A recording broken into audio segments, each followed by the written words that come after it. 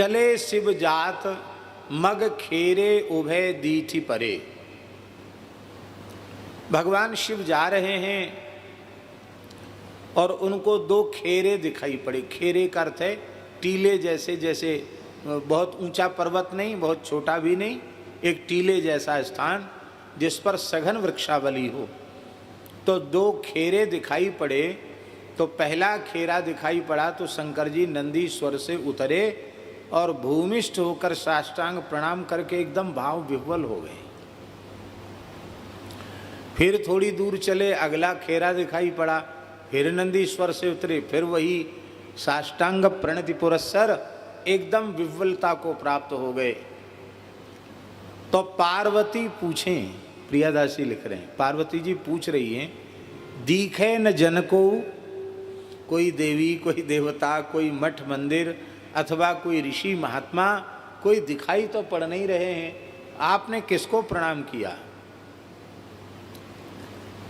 तो शंकर जी ने कहा कि देवी, पहले खेरे पर जो मैंने प्रणाम किया वहां बरस 1010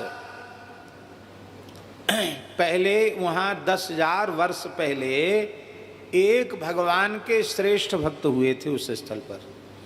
वहां बैठकर उन्होंने भजन किया, भगवत साक्षात्कार प्राप्त किया और इसी स्थल से भगवत धाम प्रयाण किया। कितने वर्ष हो गए इस घटना को घटे? 10,000 वर्ष। लेकिन उन संत की स्मृति को मैं साष्टांग कर रहा हूं। पार्वती जी ने कहा, वाह आश्चर्य है, महात्मा तो गए, उनको तो गए हुए 10,000 वर्ष हो गया, आपकी श्रद्धा भी बड़ी अद्भुत है।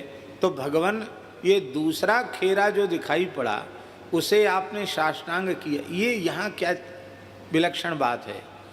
बोले 10,000 वर्ष बाद एक भक्त प्रकट होगा, अपने ग्रह त्याग करके बाल्यावस्था में ही यहाँ कर बैठ जाएगा और यहाँ भजन करते करते भगवत प्राप्ति करेगा और यहीं से भगवत धाम प्रयाण करेगा।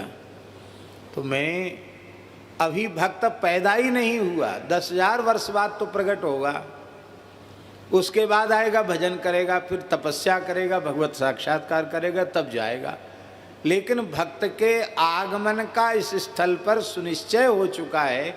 इतने मात्र से भगवान शिव की ऐसी अद्भुत भक्ति।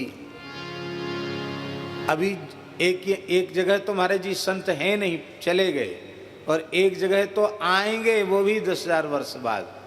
उनके प्रति ऐसी श्रद्धा है, तो जो प्रत्यक्ष भगवत भक्त हैं उनके प्रति कैसी श्रद्धा होगी।